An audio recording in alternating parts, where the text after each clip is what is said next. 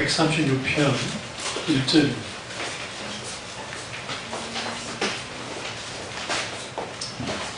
여호와께 감사하라. 그는 선하시며 그 인자하심이 영원하미로다. 아멘. 말씀 제목은 감사하고 감사하며 감사하자라는 말씀으로 오늘 나누려고 합니다. 감사하고 감사하며 감사하자라는 말씀으로 은혜를 나누려고 합니다. 시편 136편은 감사라고 시작해서 감사로 끝나는 찬양시입니다. 이 시는 주로 이스라엘 3대 절기, 6월절, 17절, 장막절 때 부르는 노래입니다.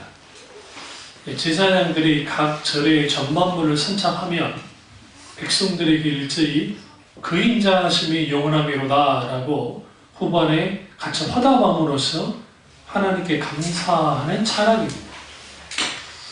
내용도 여호와 하나님의 절대성과 창조주 하나님의 권능과 위엄, 그리고 하나님 백성을 향한 베푸신 구원의 역사를 고백하고 있고, 또 하나님의 절대적인 능력과 은총을 다 찬양의 대상으로 삼습니다. 어떤 찬양시나 감사시보다 이 시는 장엄하고 힘이 넘치는 시입니다. 특별히 찬송하라, 송축하라, 감사하라는 모두 하나님이 우리에게 주신 명령입니다. 이거는 그대로 지키는 것이 아주 중요한데, 이것은 신앙생활에 있어서 선택이 아니고 필수입니다. 필수. 그런데 우리는 하나님 앞에 감사하며 사는 것이 쉽지가 않습니다. 여호와께 감사하라. 그는 선하시며 그 인자하심이 영원하미로다. 이런 시작으로 해서 본문에서 감사라는 말씀이 무려 26번 나옵니다. 이 구절이 136편이 26절까지인데 사실 계속 매 절마다 감사하라, 감사하라, 감사하라, 감사하라가 다 들어가 있어요.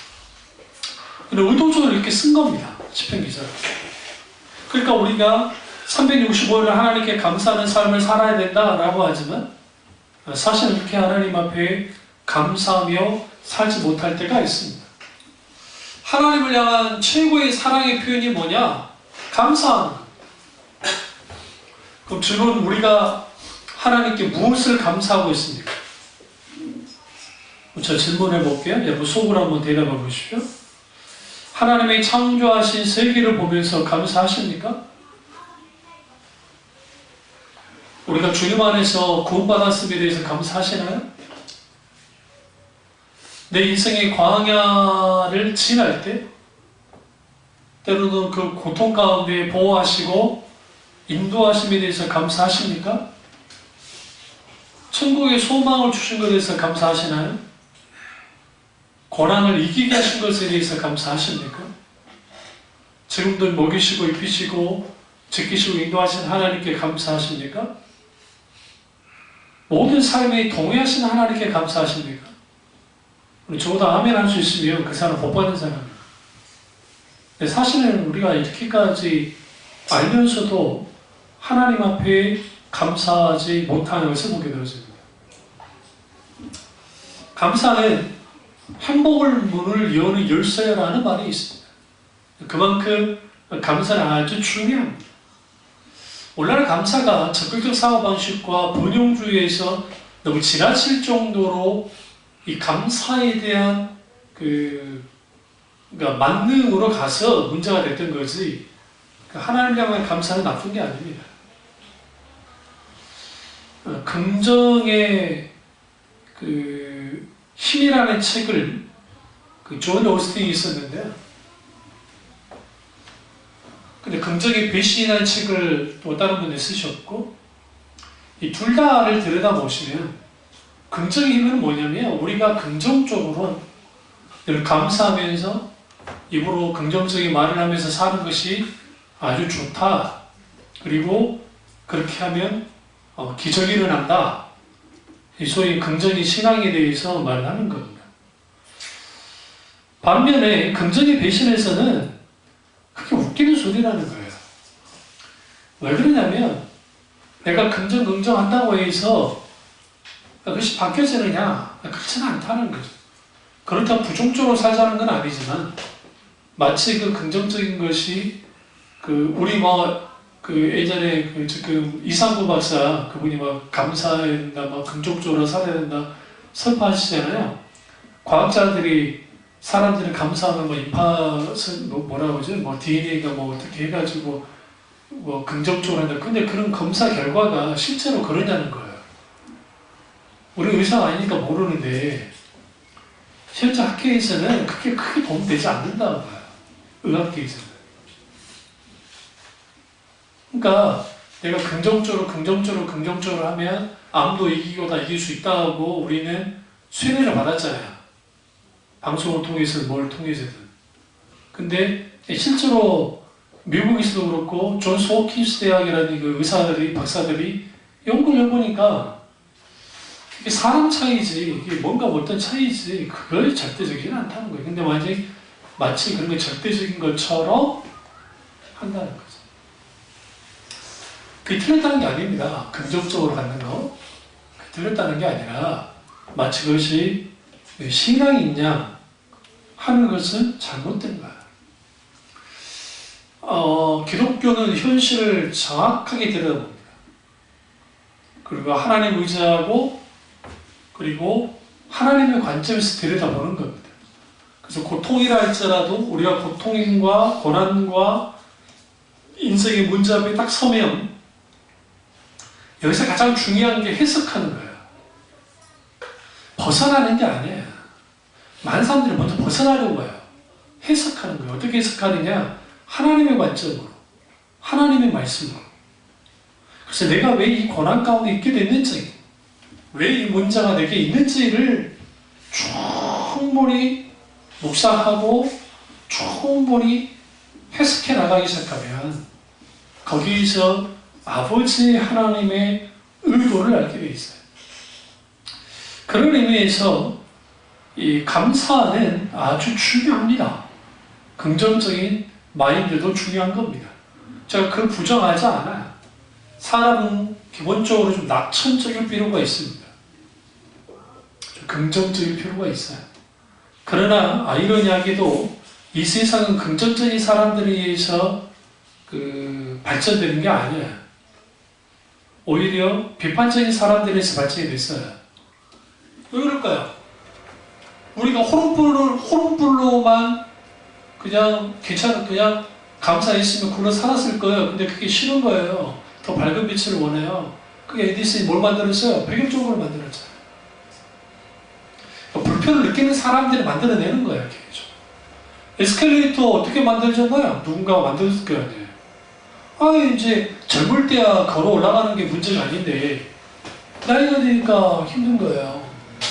지금 서대문에 우리나라 에스컬레이터를 설치한다면 밖에다가 홍콩에 있는 것처럼 그쪽에 이제 어르신들이 못 다니니까 이제 서대문 구청에서 그쪽에 지금 공사가 들어간다고 하는데 그걸 왜 합니까? 편하잖아요. 그러니까 불편함을 느끼는 사람들이 그렇게 만들어내는 거죠. 그런데 이제 여기서 중요한 게 감사한다는 것은 단순히 감사하면 행복해지고 감사하면 이런 말을 해요. 감사할 때 몇 방이 고르게 되고 위장 활동을 도와주고 소화력을 증진시켜주고 기분을 상쾌하게 만들고 건강해지지만 불평하면 혈액순환을 방해하고 맥박을 급하게 해서 동시에 위장 운동을 정지시키고 뱃속에 들어온 음식 소화를 거부해서 건강에도 어려움을 겪게 된다고 한다. 이게 이제 오늘 정신건강학에서 말하는 거잖아요. 맞긴 해요. 그런데 그것이 사람이 스트레스를 받으면 신경을 쓰면 다 이렇게 되는 거죠. 그러나 사실은 행복의 요인은 환경, 조건, 상황에 있지 않아요. 사실은 행복의 요인은 하나님께 있어요. 왜 그러냐면 하나님께 행복을 찾지 않으면 하나님께로부터 그 이유가 뭐냐면 에덴이라고 하는 뜻이 행복의 동산의 뜻이에요. 하나님의 에덴 동산에 창설해 있죠. 창설했다 표현은 히브리어로 아사라는 단어인데 유에서 유로 만들어냈단 말이에요. 그런데 인간에게 행복하게 하려고 에덴 동산을 만드셨어요. 그러니까 하나님의 본심은 우리가 복받기를 원해요. 그래서 창세기 1장에 보시면 남자와 여자를 창조하시고 하나님이 가장 먼저 했던 첫 번째 행위가 뭐였냐면 복을 주셨다라고 생각합니다. 하나님은 우리에게 복 주시기를 원해요. 그리고 하나님이 만드신 동산은 행복의 동산이었어요. 그럼 봅시다. 아담과 하와가 에덴 동산이라고 하는 완벽한 곳에 있었습니다. 조건이 행복하게 만들었나요? 하와가 아주 예뻤을 겁니다. 하나님의 첫 작품으로서 아담이잖아요. 아담을 닮았잖아요. 난 뼈 중에 뼈 중에 뼈요, 살 중에 살이라고. 부부관계에 아무 문제 없을걸? 그리고 환경적으로는 너무 완전했습니다. 죽음도 없습니다. 고통도 없습니다. 물론 그들은 죽음이 없는 존재로 창조된 것이 아니라 하나님과의 관계 속에서 영원한 생명을 누릴 수 있었습니다. 그러나 사탄이 공격해 들어올 때에 어떻게 공격해 들어왔습니까? 야, 동산, 이 에덴 동산의 중앙에 있는 이 모든 열매들 먹지 말아야 되냐? 아니, 다 먹을 수 있는데 동산 중앙에 있는 선악과만 먹지 말라 하셨어. 뭔가 만족스러워지 못한 상황에 대해서 끌고 나갑니다.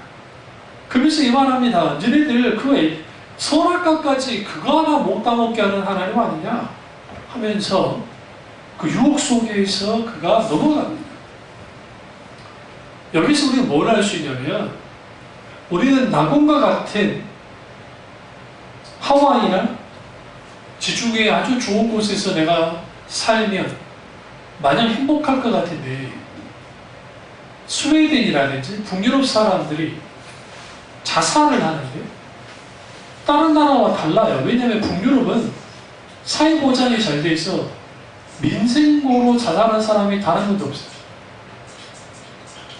직업을 잃으면 우리나라 돈으로 약 130만 원에서 150만 원이 나옵니다. 물론 그게 물가가 높긴 하지만 그러면서 그들이 직업을 찾을 수 있을 때까지 도움입니다. 모든 학비 무료입니다. 무료. 그러니까 병이 걸리잖아요. 병이 걸리면 국가에서 다 해결해 줍니다. 암 걸리잖아요. 수업 들겠죠? 그런데 놀랍게도 나라가 다 해줍니다. 그런데 자살을 해요. 왜 자살한 줄 아세요? 일반하면 좀 그러는데요. 심심해서, 지루해서, 따분해서, 너무 따분한 거예요. 지루한 거예요. 그러니까 우리가 여기서 우리는 뭘 할 수가 있냐면 인간은 완벽한 환경이, 그러니까 우리 이렇게 생각해요. 내가 살고 있는 우리 집에서 어느 그 TV에서 나오는 집처럼 막 그렇게 그런 곳에 살고 싶어요. 스카이 캐슬에 살고 싶어. 여러분 유럽의 왕들이 왜 빨리 죽은 줄 아세요? 성주들은 왜 빨리 죽은 줄 아세요? 성이 살아서 그래요. 목사님 무슨 말입니까? 성이 난방이 잘 안 돼요. 진짜 너무 커. 이걸 다 뗀다고 해서 그게 난방이 되겠어요? 안 돼요. 그래서 그 영국이라든지 막 유럽 같은 데 성에 가서 한번 보시면 그 왕과 여왕이 덮고 있는 이불을 보세요. 이불을. 겨울 이불. 엄청나게 두꺼워요. 그 질식이 죽을 거예요. 너무 그러니까 그 의사들이 그래요. 왜 왕들 이렇게 죽었을까? 그런 면에서 우리나라는 정말 대단한 나라지. 우리는 그냥 불 떼어버리잖아요. 밑에서 떼버리니까 그 왕들이. 그러니까 그렇게 좋은 곳에서 사는데 사람들이 행복하지 못해요. 그래서 어떤 환상을 벌여야 되냐면, 어떤 그 CF를 봤는데 어떤 젊은 친구, 남자 젊은 친구들이 내일 향해서 막 꿈을 향해서 가는 거예요. 그러다가 차를 탁 봐요. 차, 우리나라 뭐 비싼 차 같은데 내가 저 차를 타면 성공한 거야. 저 차를 타면 행복한 거야 하면서 탁 지나가요.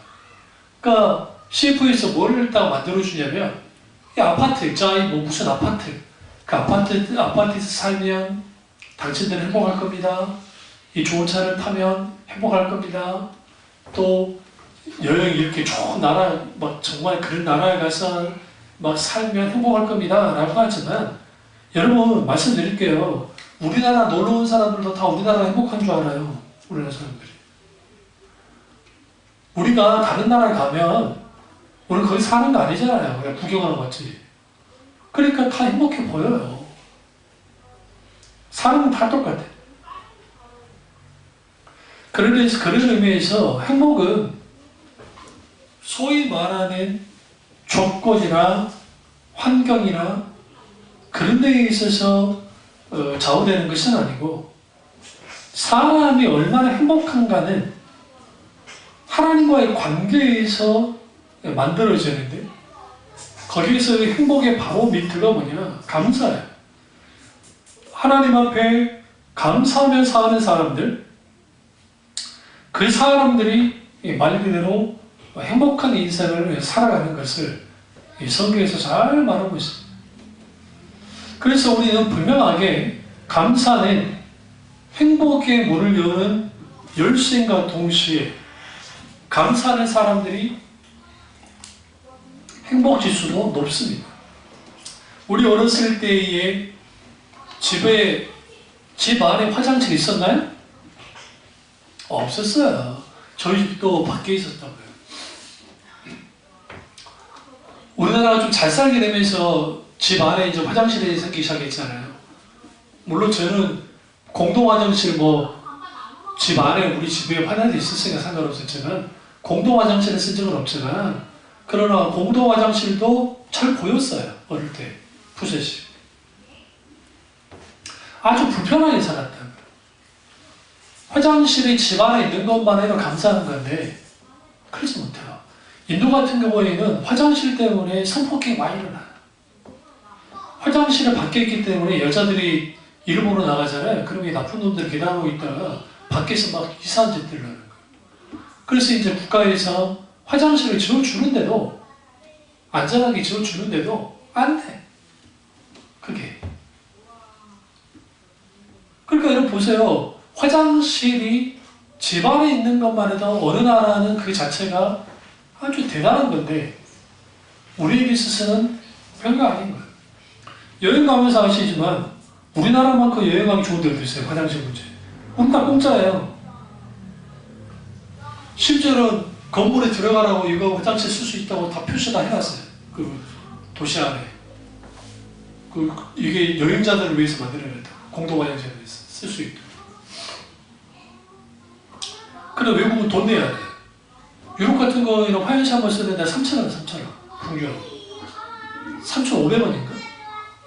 한 번 쓰는데 3,500원. 말도 안 되는. 그러니까 우리가 살아갈 때에 감사는 어떤 조건이 아니라, 감사는 하나님과의 관계 속에 있고, 그 관계가 어떠하에 따라서 행복이 좌우되고, 그리고 그 속에서 반드시 감사가 있어야 된다는 말씀을 말합니다. 그런 의미에서 오늘 136편의 시편의 이 말씀은 전쟁과 관련된 말씀, 하나님의 그 위대함에 대해서 여러 가지를 막 구체적으로 말을 해요. 하나님의 크고 강대하심에 대해서 말합니다. 근데 재밌는 것은 여기에서 이 하나님의 감사는 뭐냐면, 구체적으로 돌보시고 행동하신 하나님께 대한 감사예요. 평범한 날들에 대한 소중함을 깨닫는 거 아주 소중합니다. 사실. 정말. 그러니까 우리가 일상의 삶을 살아가는 거 아주 소중하잖아요. 영화 같은 데 보면 군인이 전쟁터를 나갔어요. 치열하게 전쟁을 치고요. 하면서 그들이 바라는 게 뭐예요? 나의 일상의 삶으로 돌아가고 싶은 거예요. 너무 힘드니까. 근데 막상 돌아오니까 뭐예요? 적응을 못해요. 그래서 미국이 아프가니스탄 전쟁을 일으켰을 때 미국에서 파병했던 군인들의 상당수가 자살을 많이 했습니다. 왜 자살을 하게 되냐면 불과 얼마 전까지 생사를 오가면서 막 싸웠는데 딱 자기 나라 돌아오니까 아주 아무 일도 없는 거예요. 자기들은 엄청난 일을 하고 있다고 생각했잖아요. 그 현장에서는. 근데 막상 아무 관심도 없어 사람들이. 그러니까 그게 극한의 스트레스가 있는 거예요. 이걸 나눌 수가 없어. 가족들도 한두 번이지 계속 들어주겠어요? 그러니까 이게 자기에게 자살하거나 총기를 난사하는 거예요. 그럼 왜 이렇게 될까요? 우리가 우리 삶 속에서 하루하루 우리에게 주어진 걸 감사하고 얼마나 좋겠어요. 근데 감사하지 못해요. 우리 쌍둥이 키우는 힘들죠? 얘를 만나서 어떻게 할 거예요? 그런 고생도 안 해. 저것들 때문에. 이 못난 사람들 있잖아요. 이 못난 사람들이 정말 가슴 아프신 분들의 스토리들을 보시면 애들이 빽빽 우는 소리를 듣고 싶다는 거죠. 떼쓰는 것도 보고 싶고. 근데 그 일상으로 못하는 사람들도 있어요. 물론 낳고 난 다음에는 힘들지만 이게 사람의 무슨 차이예요? 관점의 차이기도 하고 또 상황의 차이기도 하는데 분명한 것은 감사하라, 감사하라, 감사하라. 우리는 감사하고 감사하면 감사해야 된다는 것을 시편 기자가 잘 말하고 있습니다. 성경에서 감사하면 떠오르는 사람이 누굽니까? 하박국이. 그래서 하박국의 감사를 초월적인 감사라고 그러는 거예요. 그런 감사할 때에 하나님 앞에 충분히 모든 것을 감사로 녹여냅니다. 일상의 삶 속에서 우리 평범한 것도 감사해야 되지만 환난과 고통 가운데서 그가 하나님 앞에 감사합니다. 하박국 3장 16절을 보면 내가 들었으므로 내 창자가 흔들렸고 그 목소리로 인하여 내 입술이 떨렸도다. 우리를 치러 올라오는 환난 날을 내가 기다림으로 내 뼈에 썩이는 것이 들어왔으며 내 몸은 내 초소에서 떨리는도다. 이러한 환난이 닥쳤습니다. 뼈가 떨릴 만큼 너무 힘들었습니다. 주님 왜 내게 이러한 환난과 고통을 주셨습니까? 라고 그가 묻습니다. 기도하고 또 기도합니다. 근데 그 기도가 결국은 하박국 3장 17절을 보시면 비록 무화과나무가 무성치 못하며 포도나무에 열매가 없으며 감람나무에 소출이 없으며 밭에 식물이 없으며 우리의 양이 없으며 외양간에 소가 없을지라도 나는 여호와에 인하여 기뻐하고 기뻐하리로다. 근데 여기서 무화과, 포도나무, 감람나무, 소출 이게 없는 이유가 비가 들어서가 아니에요. 비가 안 와가지고 우리 쓰면 그럴 수 있어. 근데 문제는 뭐냐면 이민족이 쳐들어와가지고 다 빼앗아간 거예요. 이 상황이 있어요. 뺏긴 거예요. 사람도 죽고 농작물도 소도 다 빼앗아갔어요. 전쟁의 위협, 의식주의 궁핍, 그리고 하나님께 드릴 수 있는 예배의 위기, 정치적, 경제적, 종교적으로 어느 하나 희망이 보이지 않는 그러한 상황에서 그가 하나님 앞에 감사하고 있다. 우리가 왜 하나님께 감사하지 못하느냐? 하나님을 향한 섭섭한 마음, 불평, 원망, 의심이 있기 때문이에요. 근데 이 모든 것을 내어주고 감사와 찬양을 드립니다. 하나님, 저에게는 아무것도 없습니다. 저에게는 고기도 없고 과일도 없고 밥을 지어 먹을 쌀도 없고 질도 다 떨어졌습니다. 그러나 나는 하나님 뭐 하겠어? 하나님 그분을 포기할 수 없을 거예요. 그래서 이걸 이렇게 표현할 수 있어요. 기쁨만이 아니라 슬픔도 감사하겠습니다. 성공만이 아니라 실패도 감사하겠습니다. 희망만이 아니라 전망도 감사하겠습니다. 가진 것만이 아니라 없는 것도 감사하겠습니다. 손양원 목사님이 두 아들을 잃고 난 다음에 하나님께 감사헌금을 드렸는데 두 아들을 순교하기 심에 대해서 감사하면서 10,000원을 헌금하셨어요. 그 당시 10,000원의 가치가 뭐냐면 목사님 한 달 사례금이 80원이었어요. 80원. 60원인가 80원인가 그 당시 10,000원을 들었다가 전세자들이에요. 전세자. 가지고 있는 전재산을 그 암흑이라고 하는 축창에 찔려서 요수 반란 사건 때 공산당에서 죽었는데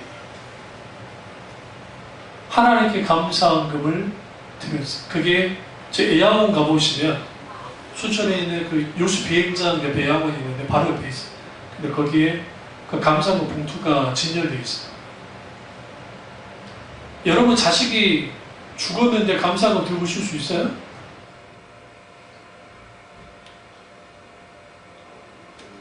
그것도 무슨 그저 그런 돈이 아니고 거의 전재산에 가까운 돈을 10,000원이라는 돈을 그 어마어마한 돈을 하나님께 헌금했다. 이게 초월적인 감사. 그게 어떻게 가능할 수 있었을까요? 응? 어떻게? 조건에서 와요? 그렇지 않아. 그 뭐에서 오는 감사예요? 하나님이에요. 우리가 하나님 그분의 본심을 알고 하나님과의 관계 속에 그분을 깊이 알게 될 때 거기서 감사거든요. 그러니까 우리가 조심해야 될 게 뭐냐면 감사는 어떤 조건이나 환경이나 상황에서 오는 게 아니에요. 그 누구나 다 똑같이. 내 자식이 대학에 떨어졌는데 감사할 수 있어요? 안 하잖아요. 대학에 붙어야 감사하죠. 그러니까 진짜 감사는 있을 때나 없을 때나 동일하게 감사하는 건데 저도 그렇고 여러분도 그렇고 쉽지 않다는 거예요. 그럼 왜 하박국 이런 감사할 수 있었느냐? 전적으로 하나님만을 신뢰했고 가장 소중한 분이 구원의 하나님이었기 때문에. 그러면 감사를 방해하는 적이 있습니다. 뭐가 우리에게 감사가 우리를 감사를 막느냐? 크게 세 가지인데요. 하나는 욕심, 또 하나는 비교식 혹은 열등감, 또 하나는 걱정과 염려 때문에 감사하지 못합니다. 오늘 욕심이 크면 하나님을 향한 감사가 쉽지 않습니다. 사탄은 계속적으로 욕심을 부리게 합니다. 우리에게. 그런데 하나님은 자족하라고 합니다. 제가 애들에게 이제 선물을 풀잖아요. 언제 만족도가 높은 줄 아세요? 아예 선물을 계속 안 주다가 어쩌면 탁 주는 거예요. 실제로. 근데 내가 선물 줄 것 같은 사람이면 안 돼. 줄 거라니까. 우리 혼이 안 통하잖아요. 내가 대성통곡에게서 집에 갔어요. 안 통해. 어떻게 해야 되는 것인가? 그거 왜 그러냐? 줄 걸 아니까. 줄 걸 아니까 그래. 줄 걸 아니까. 근데 안 줄 것 같은 사람이 주면요, 너무 감사해요. 우리가 하나님과 관계 속에서 자족을 배워요. 하나님을 향하면서. 빌립보서 4장 12절에 내가 비천에 처할 줄 알고 풍부에 처할 줄도 알아 모든 일에 배부르고 배고픔과 풍부와 궁핍에도 일체의 비결을 배우더라. 저나 여러분이나 자족을 모르는 인생은 욕구가 채워주나 감사하지 못합니다. 우리가 아주 평수가 큰 아파트 뭐 45평, 55평 산다 합시다. 딱 3개월입니다. 바로 뭐부터 나오면서 아이 청소하기 힘들어. 일단 집이 크면 청소할 거리가 커지잖아요. 청소하기 힘들어. 그다음 관리비 많이 나와. 냉난방비 많이 나와. 생각보다.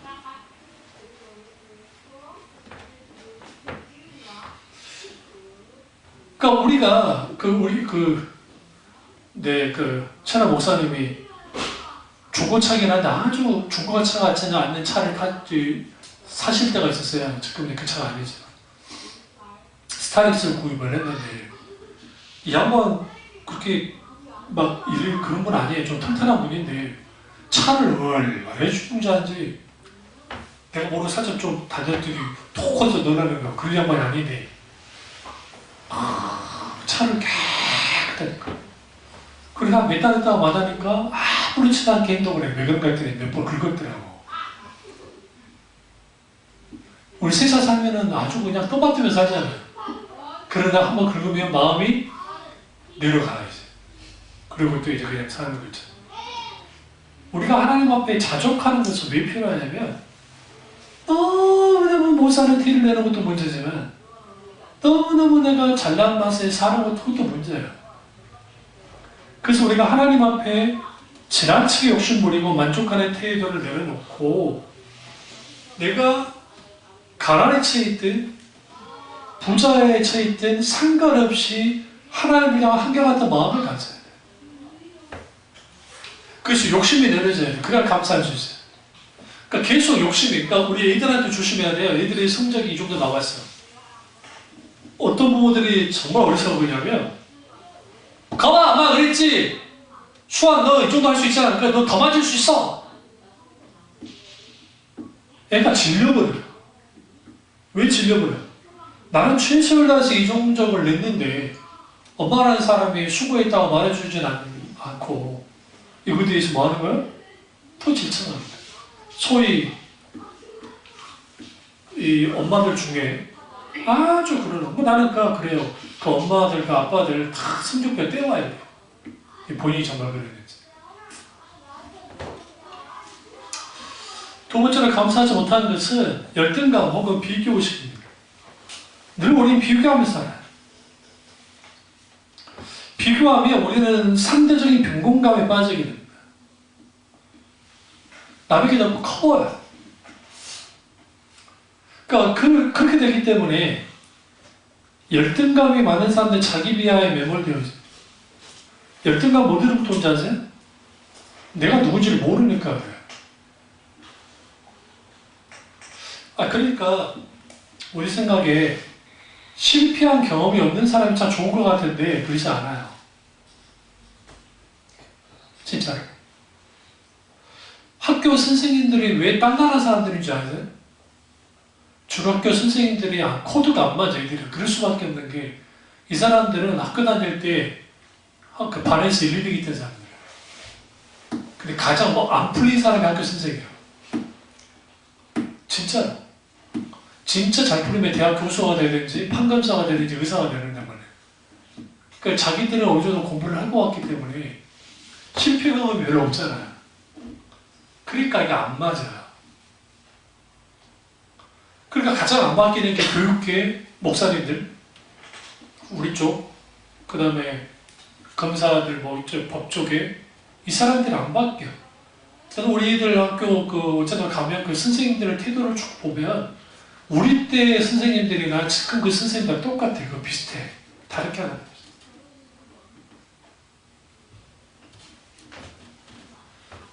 그러면 비교하면은 상대적인 빈곤감에 빠지게 되고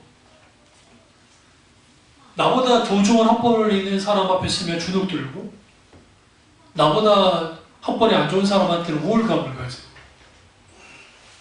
나보다 좀 더 잘났고 소위 말하는 잘생기고 하면 주눅 들고 그러지 못하면 그렇게 되어지는. 세상이 비교하라고 그렇게 가르쳐요. 근데 성경에는 비교식 자체를 깨뜨려요. 비교할 게 따로 있죠. 하나님이 한 인간 하나를 딱 볼 때, 바라다 볼 때, 너는 누구 같지 않니? 그러지 않아요. 그러니까 하나님은 비교하지 않는다고요. 너는 왜 네 형처럼 못하니? 너는 왜 누나처럼 못하냐? 부모들의 말 중에 아주 이 잘못된 말. 그럼 애들이 그래요. 엄마는 그러면 왜 내 친구가 엄마처럼 왜 안 그래? 내 친구가 아빠처럼 안 그래? 그럼 뭐라는 거예요? 그 비교는 사탄이죠. 비교한다고 해서 좋은 게 하나도 없어요. 우리가 아마데우스라는 영화를 보면 살리에르와 모차르트 나오잖아요. 근데 이제 살리에르라는 사람이 못난 사람이 아니에요. 우리는 착각하고 있는데 그 당시에 대중성이 있는 음악을 만들었던 사람이에요. 인기가 모차르트보다 더 있었어요. 돈도 더 많았고 그리고 더 많이 불려다녔어요. 근데 살리에르의 작품이 지금 남아있어요? 안 남아있어요? 안 남아있어요. 왜 안 남아있냐면 유행가였기 때문에. 지금 우리 유행가 생각하면 돼요. 그 시대에 유행하는 음악만 만들었다고요. 오늘날에 지금까지 들려지는 하이든이든 모차르트든 베토벤이든 그 음악들 중에 뮤지컬이든 성악이든 뭐든 남아있는 것들은 시대를 초월하는 음악들이에요. 시대를 뛰어넘는 음악들. 그런 음악을 모차르트가 만들었다고요. 그러니까 질투한 거죠. 비교한 거죠. 결국 스스로 파멸해요. 스스로 파멸하고 간다. 그런데 재미있는 게 뭐냐면 모차르트보다 훨씬 협회에 좋았고요. 그리고 사교성이 있어가지고 사람도 굉장히 많았어요. 근데 늘 열등감 속에 살았다. 그러니까 자기가 가진 것에 대해서 감사하지 못한다. 모두가 남과 비교하면 내 인생을 바라보면 자기 비하할 수밖에 없어요. 근데 이러한 것들을 오늘날의 세상이 계속 비교하고 비하하고 열등감을 갖게 만들어요. 그렇지 않아요. 하나님은 우리를 바라보실 때 하나님의 손길을 만든 작품이에요. 거렁뱅이 노숙자라 할지라도 하나님은 그들을 노숙자가 되도록 하지는 않았지만 그 인간이 그렇게 된 거지만 한 인간으로서는 가치를 갖고 있어요. 그래서 적어도 나는 이 세상에서 하나님 만든 최고의 걸작품이고 최고의 사람이라고 하는 그러한 것들을 가지고 살아요. 내 학벌이 어따고 그게 중요한 거 아니에요. 세상은 중요해요. 왜냐하면 기회를 휘어잡을 수 있어요. 그러나 조국 씨 딸처럼 아니면 잘 나가는 사람들 자기들의 소위 말하는 지위와 명예와 그런 걸 가지고 자식들을 유명한 대학에 보냈다는들 뭐 할 거야 그게? 뭔 가치가 있는 거야? 어떤 가치가 있는 거야? 가치 없어요.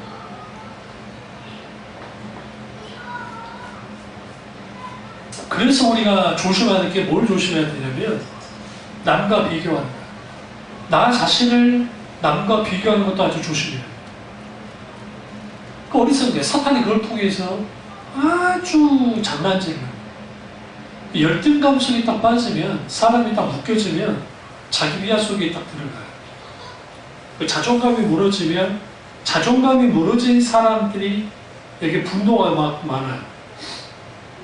성격이 따라요. 그래서 아주 소극적인 사람은 막 꾹꾹 참고 있다가 이게 정신전환을 가기도 하고 이게 폭력적인 성향을 가요. 폭력적으로. 아니면 막 분노를 표출하는 과하게. 이런 것들이 주로 자존감이 낮은 사람들 속에 잘 나타나요. 세 번째는 감사하지 못하는 이유는 염려 때문에. 불안과 염려. 불안과 염려는 왜 생길까요? 하나님보다 앞서기 때문에 했죠. 마태오 6장 34절에 그러므로 내일 일을 위하여 염려하지 말라. 내일 일은 내일 염려할 것이요 한날의 괴로움은 그날의 족하니라. 이 말씀이 뭐 어떤 의미가 있죠?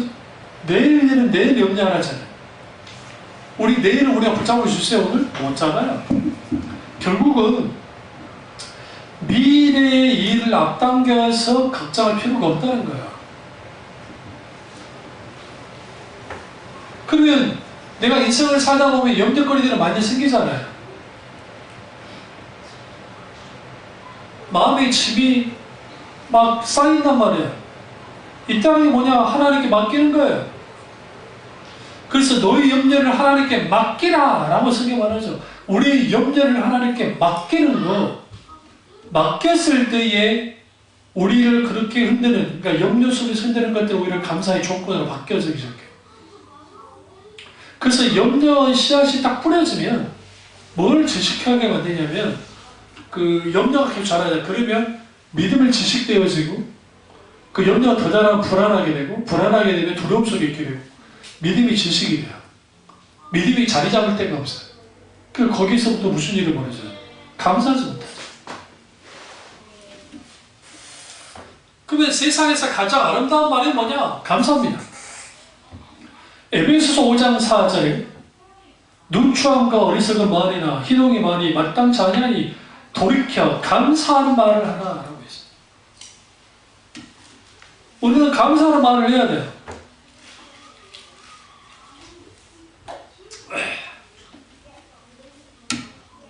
그래서 이제 감사 훈련을 해야 된다고 말하잖아요. 이렇게 하나님께 감사하고 감사해야 된다고. 그런데 그런 감사가 쉽지 않아요. 왜 쉽지 않냐면 내가 하나님 앞에 감사는 하고 싶다는 걸 알아요. 어떤 곳에 감사하고 싶어요. 근데 참 쉽지 않아요. 숙제 줬는데 아마 우리 애들 다 못했을걸요?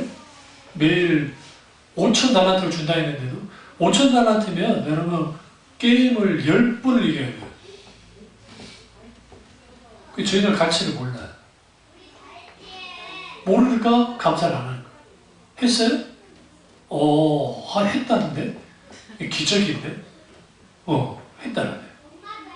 그러니까 할렐루야네. 이제 박수 한번 쳐줘야 되겠구나. 그래요. 그러니까 이렇게 하나님 앞에 감사할 때의 그 감사가 결국은 뭘 하냐면 우리의 그 시선, 그러니까 상황과 환경을 보는 시선을 바꿔나가요. 그러니까 같은 것을 보고도 좀 더 뭐하게 하나님 앞에 감사하는 방향으로 보기 시작해요. 근데 그런 시선이 쉽지가 않죠. 시선을 바꾼다는 게. 그래서 날마다 하나님 앞에 감사하는 게 중요한데 문제는 뭐냐면 이 감사가 왜 쉽지 않냐면 감사할 상황보다는 감사하지 못할 상황이 더 많아요. 대표적인 게 깔빈 선생님입니다. 깔빈 선생님이 존 칼빈을 말합니다. 이 병이 25가지나 있었어요.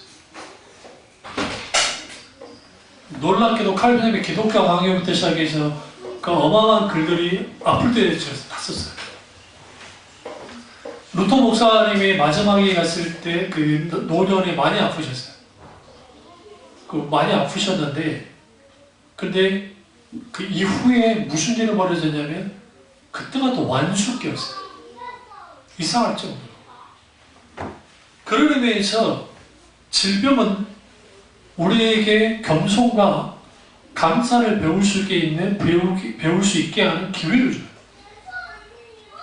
그런 의미에서 우리는 하나님 앞에 감사해야 돼요. 그래서 불평도 습관이고 감사도 습관이에요. 하나님께 감사할 수 있어요. 근데 그 감사는 그냥 내가 감사해야지라고 되는 게 아니고 내가 하나님 앞에 쭉 묵상할 때 그래도 지금까지 내가 살아오고 버티게 해주신 것에 대해서 하나님께 감사해야 되고 감사하는 자세를 가지고 몸부림쳐야 돼요. 왜냐하면 감사하지 않는 사람들은 광야 이스라엘 백성들처럼 노예적 습관을 갖고 있기 때문에 노예적 습관. 광야 이스라엘 백성들의 특징이 뭐예요? 끝없이 불평을 불안했어요. 감사한 줄 몰랐다. 그런 의미에서 우리는 하나님 앞에 감사해야 해요. 광야에서 불평하고 원망할 때 그들은 불행해지는 연습을 한 것과 똑같아요. 우리가 하나님 앞에 오늘 추수감사 주일 맞이해서 우리가 감사에 대해서 말하는데 결국은 하나님 앞에 감사하고 또 부모에게도 감사하고 자식에게도 감사할 수 있어요. 감사하기로 작정하고 실제로 감사해야 되는데 막상 어떤 상황이 사건이 환경이 벌어지면 참 감사하기가 쉽지 않다. 그래서 우리에게 필요한 게 뭐냐면 지금 내가 살아있음에 대해서 감사해요. 내가 숨 쉬고 있는 걸 감사해야 돼. 제가 그 짧은 기간 병원에 있을 때도 한 명이 돌아가신 분을 봤는데 아마 저기 취조 간사도 계시면서 여러 돌아가신 분들 봤을 거란 말이에요. 생각보다 대학병원 같은 데 있으면 죽음이 가깝다는 걸 압니다. 생각보다. 우리는 모르고 지나갈 뿐이지 어디 장례식장 지나가거나 그럴 때만 검은 산복을 입고 있으면 그래도 돌아가셨나 보다 하고 지나갈 뿐이지. 감사해요. 또 오후에도 오늘 감사에 대한 설교를 하도록 하겠습니다. 기도하겠습니다. 잠깐 기도하실 때 오늘 우리 정말 주님 앞에 감사한 우리가 되게 해달라고